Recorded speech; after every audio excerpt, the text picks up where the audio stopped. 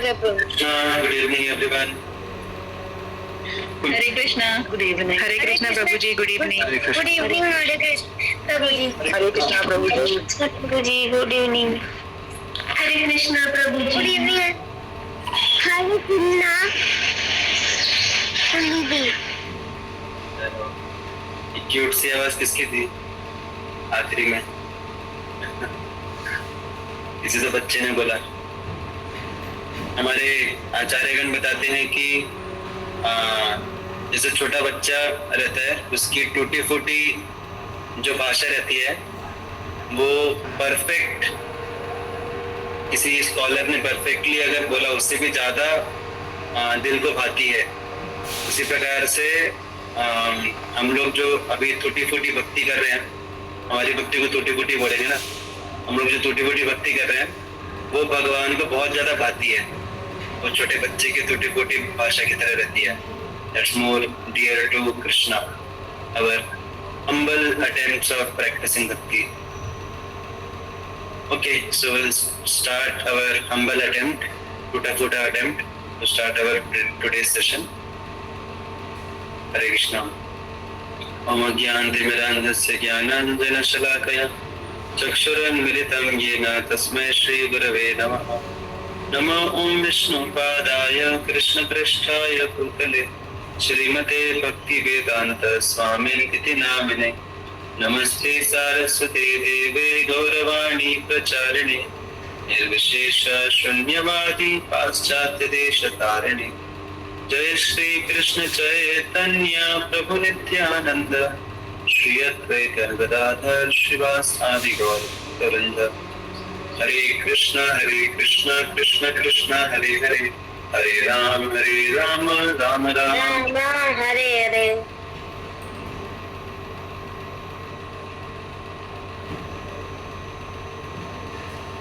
हरे कृष्णा. तो श्रेया कटारिया माता जी हैं मीटिंग में.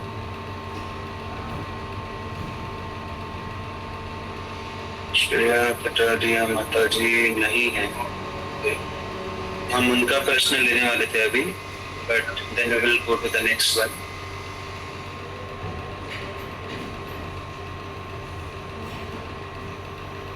अच्छा, तेजस प्रभु, तेजस नहीं, संकेत प्रभु है. संकेत धवले प्रभु, संकेत धवले प्रभु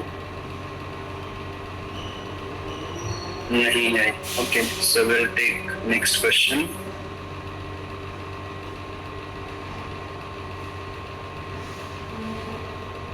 नेक्स्ट क्वेश्चन है कल्याणी माता जी का. कल्याणी माता जी है.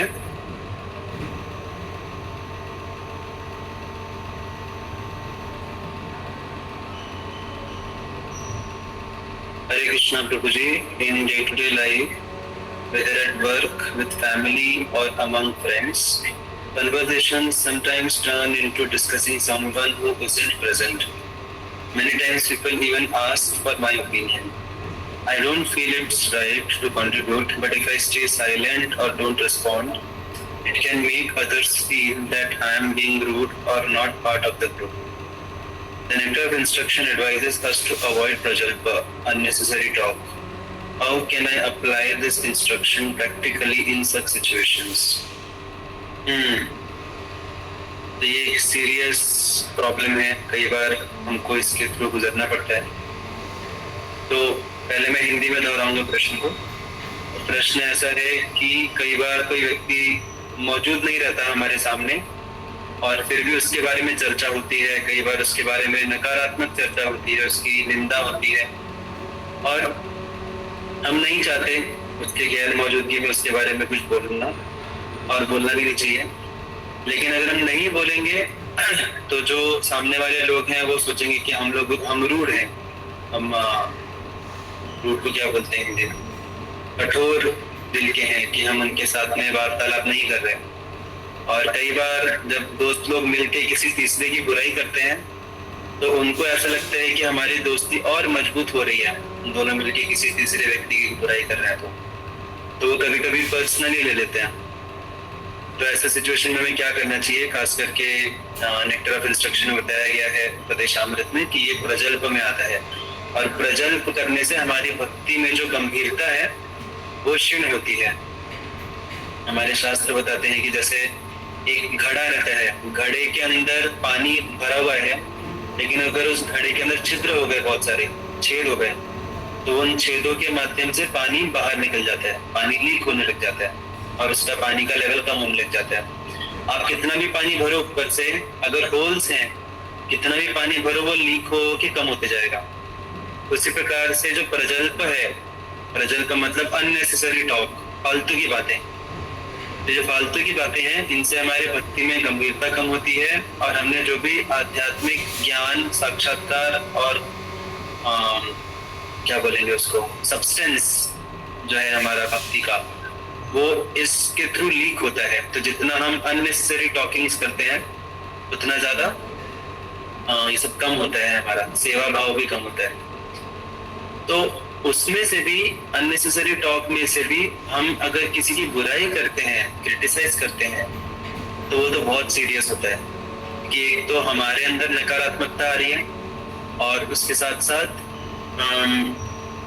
अपराध भी हो रहा है ना। अगर वो कोई भक्त है उसके बारे में हम बोल रहे हैं तो और ज्यादा अपराध हो रहा है। तो करना क्या चाहिए? तो निशा माता जी ने कुछ पे लिखा है, निशा देव माता जी ने, You can speak diplomatic way, neutral, so misunderstanding. Yeah, kind of. No misunderstanding. Yeah.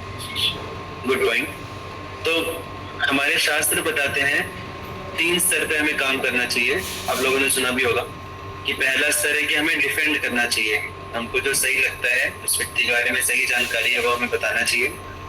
दूसरा, अगर वो हम नहीं कर पा रहे, पहला स्तर तो कुछ और है। पहला स्तर हमारे शास्त्र बताते हैं कि जो भी व्यक्ति निंदा कर रहे हैं किसी गैर मौजूद व्यक्ति की, हमें उसकी जीभ काट लेनी चाहिए। ओके, ये हमारे शास्त्र बताते हैं। और फिर शास्त्र बोलते हैं अगर हम वैसा नहीं कर सकते तो हमें उसको डिफेंड करना चाहिए। तो ऑफ कोर्स आई होप कोई पहला वाला ऑप्शन नहीं अपनाएगा, तो हमें डिफेंड करना चाहिए उसको। और अगर हम वो भी नहीं कर पा रहे तो हमें उस जगह को छोड़ के चले जाना चाहिए। तो ये 3 चीजें शास्त्र बताते हैं। तो पहला वाला कोई है करने को तैयार? जीभ काटने को तैयार है कोई? छुरी लेके घूमना पड़ेगा हमेशा जेब में, तो वो हमें नहीं करना है, हमें डिफेंड करना चाहिए। और डिफेंड करने के तरीके रहते हैं अलग अलग। जैसे अभी यहाँ पे माता जी ने बहुत अच्छा लिखा कि निशा देव माता जी ने, कि हम डिप्लोमेटिक वे में हम बात कर सकते हैं। हम बोल सकते हैं कि हाँ भाई वो तो ऐसे ही है, तुम जो बोल रहे हो मैं भी उससे एग्री करता हूँ, लेकिन मैंने देखा कि उसने ऐसे भी किया है, और क्या पता उसका तो कुछ तो बैकग्राउंड होता होगा। मतलब वो जिस माइंडसेट में क्रिटिसाइज कर रहे हैं, उस माइंडसेट पे आके हमें फिर उनको सही दिशा में लेके जाना है। That is called as a diplomatic way. That's called as a diplomatic way. So that is one option that we can do. Another option is Vaishnavi Panchwari Mata ji is saying that divert or topic change, but उसमें भी हो सकता है कि वो बुरा मान जाए, या फिर this is also good option कि हम divert कर सकते हैं टॉपिक को, बोल सकते हैं हाँ ठीक है छोड़ो और उसके बारे में क्या डिस्कस करना, तो कुछ और डिस्कस करते हैं। तो उससे लोगों, हमको लग रहा है कि लोग शायद हमें रूड समझ रहे हैं, लेकिन कई बार लोगों के मन में हमारी रिस्पेक्ट बढ़ती भी है।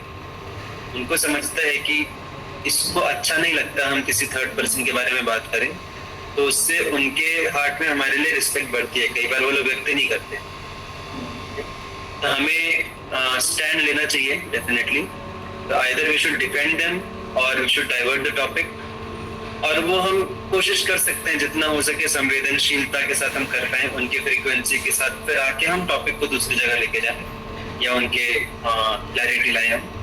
So these are few options. Otherwise, we should leave the discussion. We should leave the place. ऐसा जरूरी नहीं हम उनको बोल के देखो तुम लोग निंदा करते रहते हो, बस अभी गड्ढे में जाओ, मैं तो जा रहा हूँ अभी, ऐसा नहीं। We can tell, we can give some excuse कि मेरा कुछ तो काम आ गया है और मेरा कुछ तो है, so आप लोग कंटिन्यू करो, I have to leave like that. तो बेसिकली हमें या तो टॉपिक चेंज करना चाहिए, या तो हमें उस व्यक्ति को डिफेंड करना चाहिए, या तो फिर हमें उस जगह को छोड़ देना चाहिए। लेकिन ये तीनों चीजें हम संवेदनशीलता के साथ कर सकते हैं, जिससे उनको रूड भी ना लगे। हम सेंसिटिवली कर सकते हैं इन सब चीजों को, जिससे they also don't feel much offended. These are some of my thoughts. और कोई कुछ बोलना चाहेगा इसके बारे में? Take U-turn. Yes. So these are few things we can do. Is that fine, Kalyani पकड़ो? अगर unavoidable है then unavoidable है मतलब अपने को पकड़ के सुना रहे हैं, ऐसा क्या? या फिर हमें उनके साथ रहना ही पड़ रहा है, ऐसा क्या? देखिए कहीं ना कहीं हम लोग थोड़ा बहुत स्टैंड ले सकते हैं, ऐसा हम लोग थोड़ा बहुत ये सब चीजें कर, जैसे मैंने बोला कि हम उनके साथ अग्री करके डिटेल्स में हम क्लैरिफाई कर सकते हैं कि हाँ तुमने जो बोला वो तुम्हारे हिसाब से ठीक है, सही लग रहा है, तुमने ऐसे देखा होगा, और साथ साथ उसका ये भी साइड है, that person has this side also, and मैंने ये भी देखा है उसके साथ में कि ऐसा भी है उसका। तो हम पूरी तरीके से उनको डायरेक्टली नकार नहीं दे रहे, हम डायरेक्टली उनको पूरा 180 डिग्री बात नहीं कर रहे, हम उनके लेवल पे आके फिर उनको ऊपर लेके जा रहे हैं। So that is a sensitive way of doing that. जैसे अभी सपोज कोई भक्तों के बारे में बोलता है कि जैसे एल्डरली पेरेंट्स हैं, वो भक्तों के बारे में बोलते हैं कि अरे भक्त लोग तो ऐसे करते हैं, तो हम बोल सकते हैं कि हाँ हमने भी देखा ऐसे करते हैं, बट वो ऐसा भी करते हैं, और मैंने उस सिचुएशन में ऐसे देखा था, बट दूसरे सिचुएशन में वो ऐसे भी करते हैं, और डीपर लेवल पे हम देखेंगे तो ऐसा भी होता है। तो like that we should slowly try to bring them to the positive understanding. But एक टाइम पे हमें स्टैंड तो लेना पड़ेगा डेफिनेटली, राइट? क्योंकि अगर वो अनअवॉइडेबल सिचुएशन तो हमें स्टैंड तो लेना पड़ेगा, हमें क्लियर बोलना पड़ेगा कि यार तुम लोग बाकी सब चीजें अच्छी बोलते हो, सब कुछ बढ़िया है तुम्हारा, बट ये जो तुम लोग बोल रहे हो मुझे नहीं लगता कि सही है।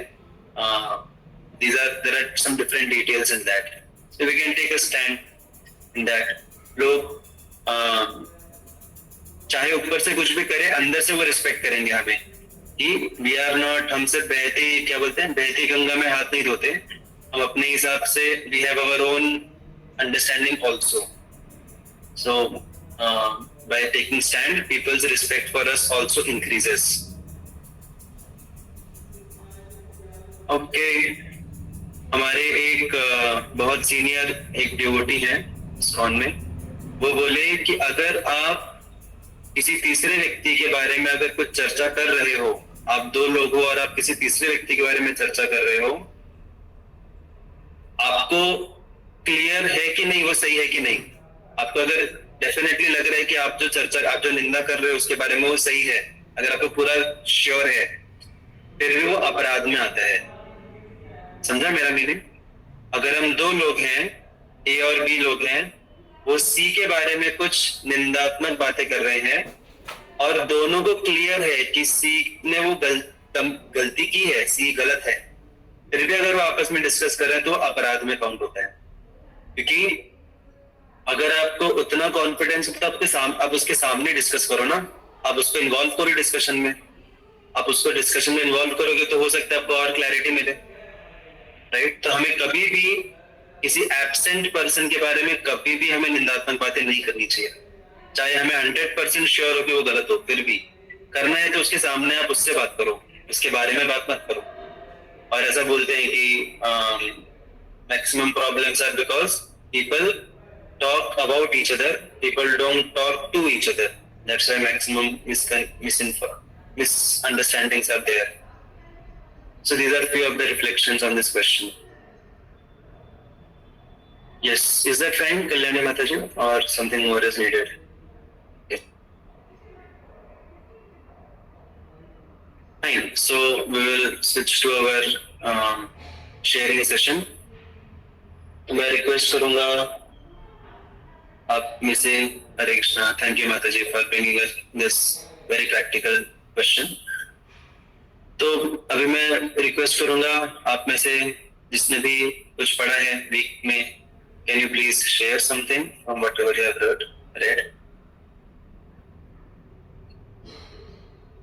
आप हैंड रेज कर सकते हैं। बाय द वे कुछ लोग न्यू भी ज्वाइन किए हैं तो उनकी जानकारी के लिए बताना चाहूंगा कि हमारे हफ्ते भर में सारे सेशंस जो रहते हैं they are on based on Bhagavad Gita के एक एक श्लोक के ऊपर हम चर्चा करके उसको समझने का प्रयास करते हैं और सभी भक्त अपने अपने एंड में अलग अलग स्पिरिचुअल बुक भी पढ़ते हैं। ये फ्राइडे का हमारा जो सेशन रहता है ये डेडिकेटेड रहता है शेयरिंग के ऊपर कि आप लोगों ने जो भी पढ़ा है जो भी समझा है आप शेयर कर सकते हैं। It's not a lecture, it's a discussion more of. आज वो वाला सेशन है, बाकी क्या हमारे दिन भगवत गीता के श्लोक के ऊपर सेशन रहते हैं। ओके, यस विषय माता जी प्लीज। हरे कृष्णा। कृष्ण की ओर बुक में से 3rd चैप्टर में सर्वत्र और सदा कृष्ण का दर्शन, इसमें और कुछ पैराग्राफ्स है जो मुझे अच्छे लगे। मैं पढ़ती हूँ। वास्तव में कोई भी व्यक्ति मुक्त नहीं है, प्रत्येक व्यक्ति भौतिक प्रकृति के अधीन है, परंतु जो श्री कृष्ण की शरण में आ गया है उसे माया छू नहीं सकती। समस्त मनुष्यों में वही मुक्त मनुष्य है। यदि कोई व्यक्ति सूर्य के प्रकाश में खड़ा है तो उसे अंधकार में होने का प्रश्न ही नहीं उठता, किंतु यदि कोई व्यक्ति कृत्रिम प्रकाश में है तो वह प्रकाश टिमटिमाकर बुझ भी सकता है। श्री कृष्ण सूर्य के समान है, वे जहाँ भी विद्यमान रहते हैं वहाँ अंधकार और अज्ञान के होने का प्रश्न ही नहीं उठता। बुद्धिमान महात्मा लोग इस बात को समझते हैं। अहम सर्वस्य प्रभवो मतः सर्वं प्रवर्तते इति मत्वा भजन्ते मां बुधा भाव समन्विताः। वासुदेव रूप से मैं ही समस्त, यहाँ पे भगवान कृष्ण कह रहे हैं कि वासुदेव रूप से ही मैं समस्त आध्यात्मिक एवं भौतिक जगत की उत्पत्ति का कारण हूँ। प्रत्येक वस्तु मुझसे ही उद्भूत है। जो बुद्धिमान लोग यह पूर्णतः जानते हैं वे भक्ति भाव से मुझे भजते हैं और सच्चे हृदय से मेरी पूजा करते हैं। तो ये बहुत अच्छा लगा कि इसमें हमें पता चलता है कि हर चीज में हमें ये भाव रखना चाहिए कि हर जगह पे कृष्ण है और हर कोई ज्ञान है वो कृष्ण से ही आता है। तो ये एक पैराग्राफ है और इसके आगे भी एक पैराग्राफ है। इस भौतिक जगत में जो कुछ भी पाया जाता है वह श्री कृष्ण में भी परिपूर्ण रूप से पाया जाता है। अंतर यह है कि इस भौतिक जगत में प्रत्येक वस्तु विकृत रूप से दिखाई देती है। श्री कृष्ण में यह सारी वृत्तियां एवं उनका प्राकट्य अपने शुद्ध रूप में अध्यात्म के संबंध में पाई जाती है।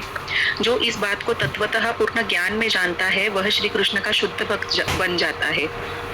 महात्मा नस्तु मां पार्थ दैवी प्रकृति माश्रितः भजन्तनन्य मनसो ज्ञात्वा भूत दिव्यम व्ययम् सततं कीर्तयन्तो मां यतन्तंश्च दृढव्रतः नमस्यस्य तंश्च मां भक्त्या नित्ययुक्ता उपासते। यहाँ पे भगवान कह रहे हैं, हे पार्थ, मोह मुक्त महात्मा जन दिव्य प्रकृति के संरक्षण में रहते हैं। वे पूर्णतः भक्ति में निमग्न रहते हैं क्योंकि वो मुझे आदि तथा अविनाशी पूर्ण पुरुषोत्तम परमेश्वर के रूप में जानते हैं। ये महात्मा सदा मेरी महिमा का कीर्तन करते हुए दृढ़ संकल्प के साथ प्रयास करते हुए मुझे नमस्कार करते हुए भक्ति भाव से निरंतर मेरी पूजा करते हैं। तो यहाँ पे वो कह रहे हैं कि महात्मा कौन है? महात्मा वो है जो भगवान की उच्चतर पराशक्ति के अधीन है और हम सब इस समय श्री कृष्ण की निकृष्ट माया शक्ति के अधीन है।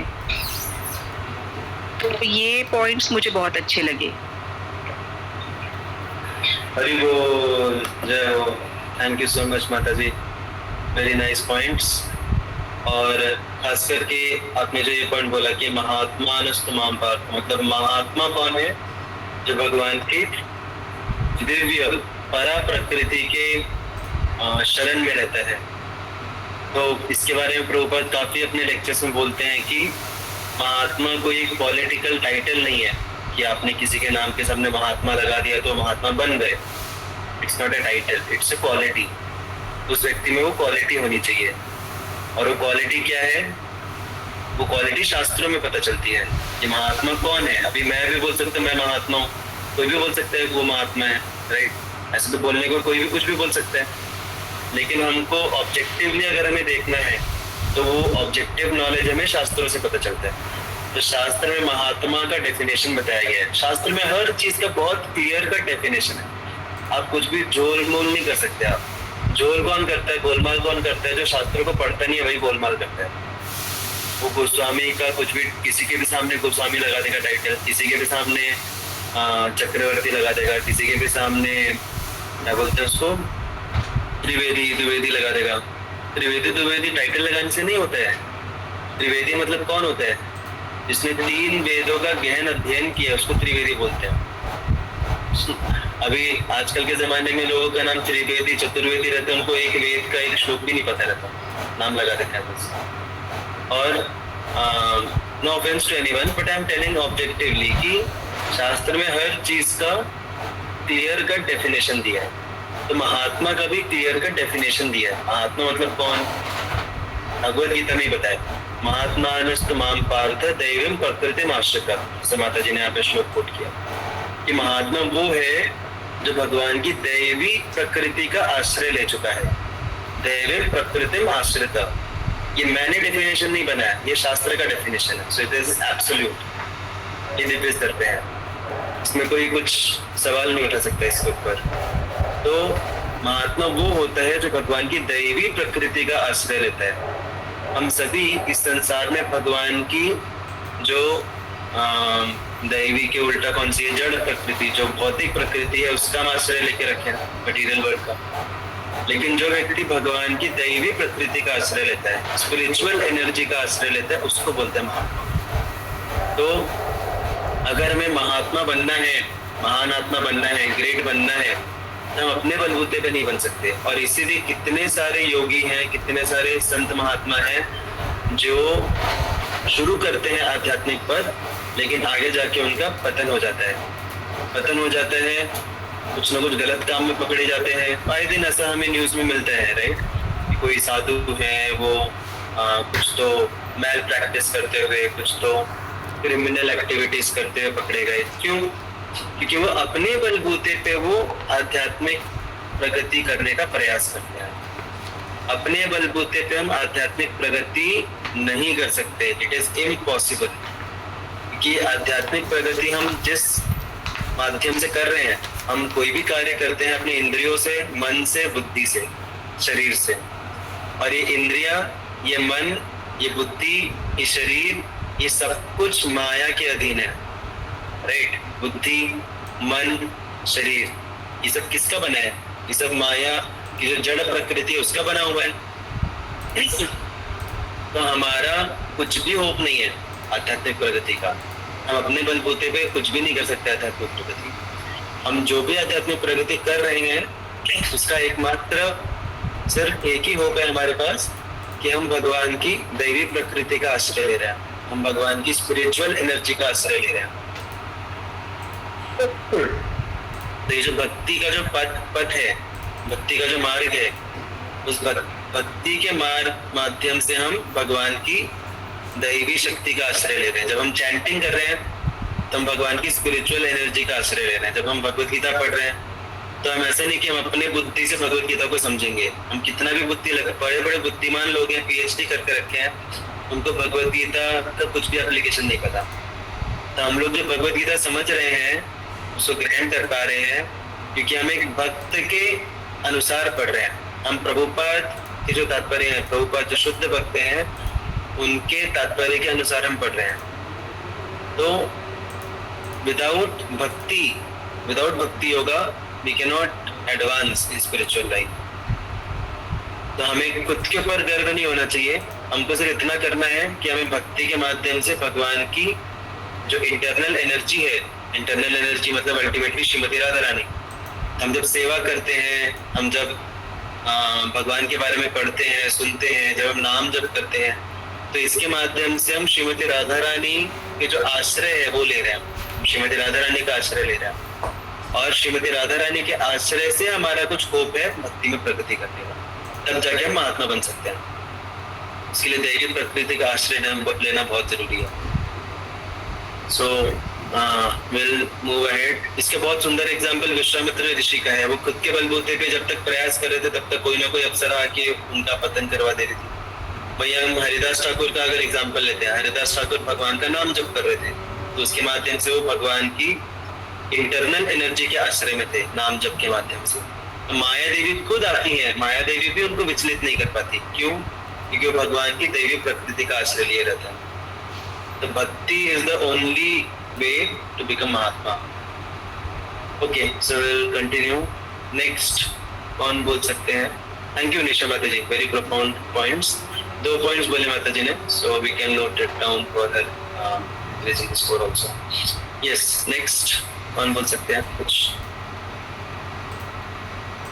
Okay, Sana Mataji, so Nisha Mataji and Sana Mataji are pioneers in this sharing session. हमारी इच्छा है अच्छा लगेगा और भी लोग शेयर करेंगे तो, but first we'll go with Sana Mataji. हरे कृष्णा। सो मैंने सुबह भी जो बुक से पढ़ा था, basics of Bhagavad Gita book है, तो इसमें सबसे लास्ट चैप्टर का जो कंक्लूजन है उसमें वो छोटा सा पैरा दिया हुआ है जो मुझे बहुत ही अच्छा लगा और बार बार मेरे दिमाग में वो आ रहा है। तो कंक्लूजन में लिखा है, always think of Lord Krishna, never forget Lord Krishna. This is the sum and substance and the very purpose of all rules and regulations of spiritual life. Every moment of human life is precious. Once gone, it cannot be purchased even for a large sum of money. Therefore, one should use it for the purpose for which it has been given to us, namely to develop our Krishna consciousness. So always think of Lord Krishna, never forget Lord Krishna. ये बहुत touch किया मुझे और वो बार बार दिमाग में भी आ रहा है और बहुत अच्छा लग रहा है वो पढ़ने के लिए भी, और वो एनकरेज भी बहुत कर रहा है जो भी डूज है स्पिरिचुअल लाइफ के वो फॉलो करने के लिए और डोंट्स को अवॉइड करने के लिए, क्योंकि इसमें ही सब कुछ इंक्लूड हो जा रहा है। हरे कृष्णा। हरे very nice. So Mataji is never forgetting this point of never forgetting Krishna. Always remembering to always remember Krishna. So amazing point. तो अभी यहाँ पे जो डूज है माता जी ने पढ़ा होगा ये, बट बाकियों की जानकारी के लिए डूज जो रहते हैं भक्ति के, they help us remembering Krishna. जैसे हम भक्ति में क्या क्या डूज फॉलो करते हैं,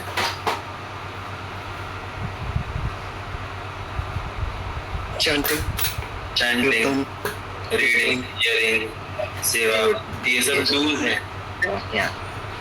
पॉजिटिव डिवोटी एसोसिएशन, ये सब डूज हैं। तो these help us remember Krishna, right? ये सबको प्रैक्टिकल एक्सपीरियंस है, इन सब के माध्यम से कृष्णा को रिमेम्बर करते हैं।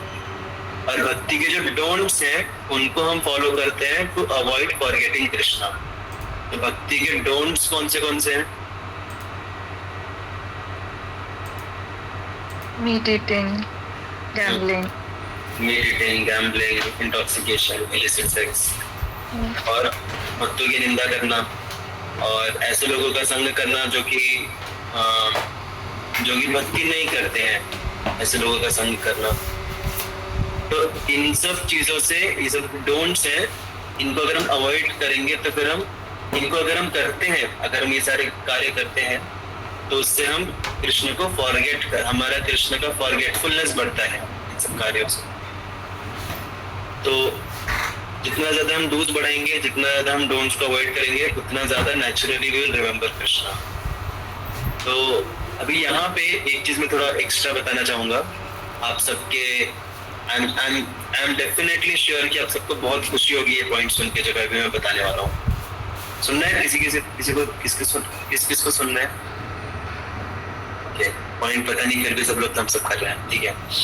तो हमारे एक आचार्य हैं, जीव गोस्वामी हैं, बहुत बड़े विद्वान रहे हैं वो बताते हैं ये जो ऑलवेज रिमेम्बर कृष्णा, इसका मतलब क्या होता है। अब ये जो ऑलवेज है, ऑलवेज का मतलब क्या हर मोमेंट है, हर पल है, या हर घंटे है, या क्या है मतलब इसका ऑलवेज रिमेम्बर? अभी कोई ऐसे भी बोल सकते हैं कि हम हमेशा कृष्ण का स्मरण करते हैं और वो हफ्ते में एक बार सिर्फ मंदिर आते हैं, हफ्ते में एक बार सिर्फ वो कुछ आध्यात्मिक कार्य करते हैं, और उनके लिए हमेशा क्या हो गया?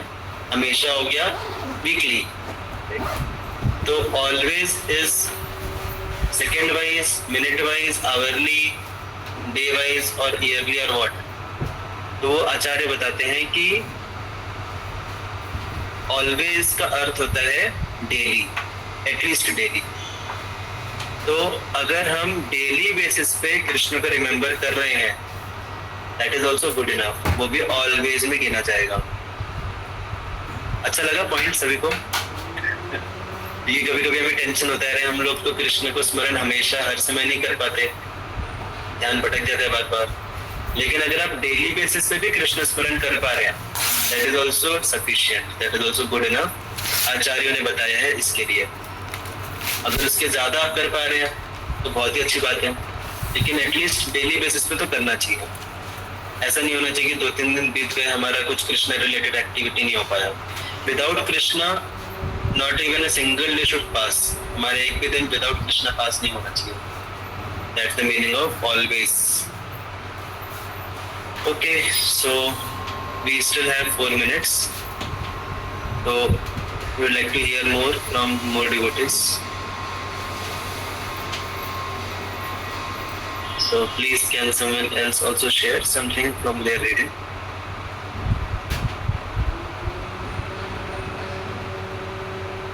अच्छा, मुझे एक बात बताइए, आप में से कौन कौन है जो कि जब ये मैसेज आया कि कल हमारा रीडिंग का शेयरिंग वाला सेशन रहेगा, तब आपको याद आया कि अरे हफ्ते में हमको रीडिंग भी करना था?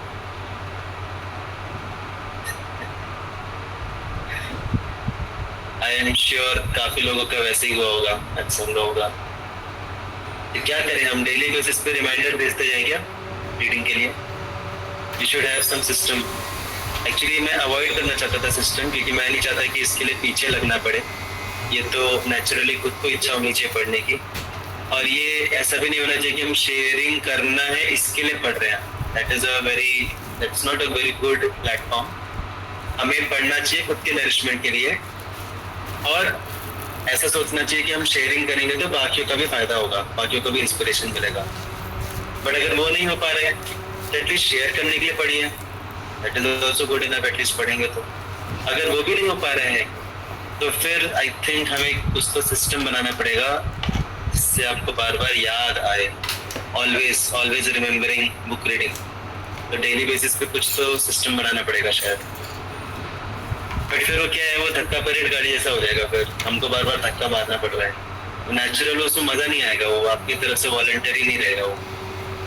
और किसी दिन धक्का नहीं मारा तो गाड़ी आगे नहीं बढ़ेगी। तो क्या करें, कुछ है किसी के पास आइडिया?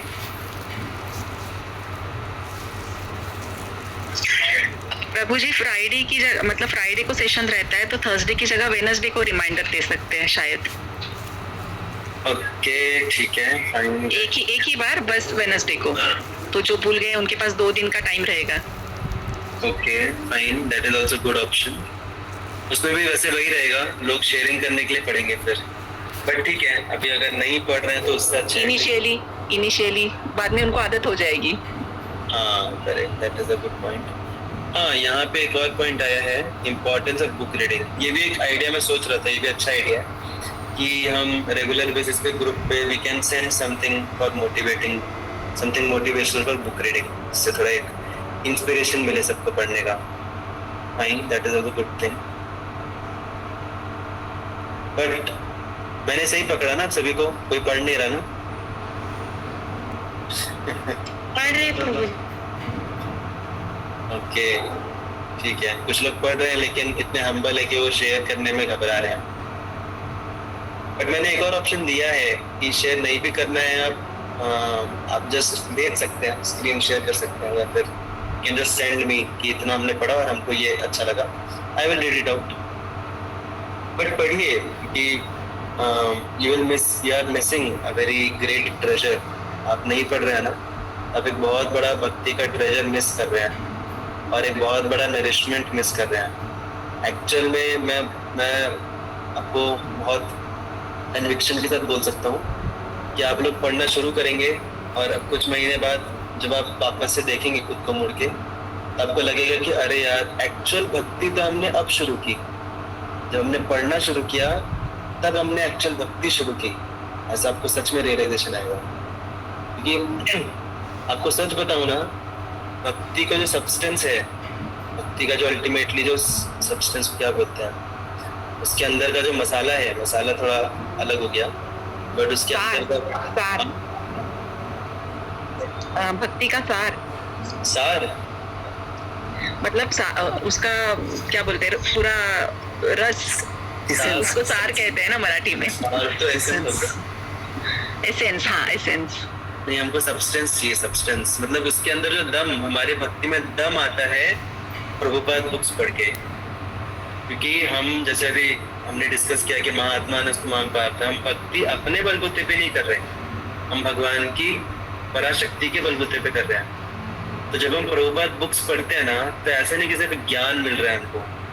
प्रभुपाद बुक्स के माध्यम से हम प्रभुपाद का संग कर रहे हैं और प्रभुपाद का वाणी संग कर रहे हैं। तो प्रभुपाद के अंदर जो शुद्धता थी, जो उनकी भक्ति थी, वो भक्ति हमारे अंदर भी आएगी उनका संग करने से।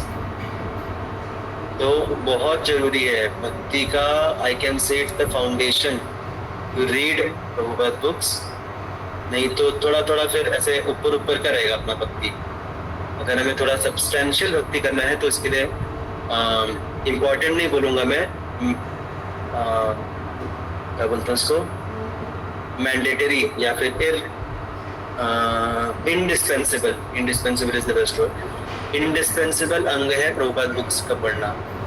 तो मेरा सबसे नम्र विनती है, भले ही 10 मिनट भी पढ़ें, हर दिन का ऐसा नियम बना सकते कि हर दिन हम 1 पन्ना पढ़ेंगे, बस ज़्यादा नहीं, 1 पन्ना पढ़ेंगे, 2 पन्ना पढ़ेंगे, नहीं तो 10 मिनट पढ़ेंगे।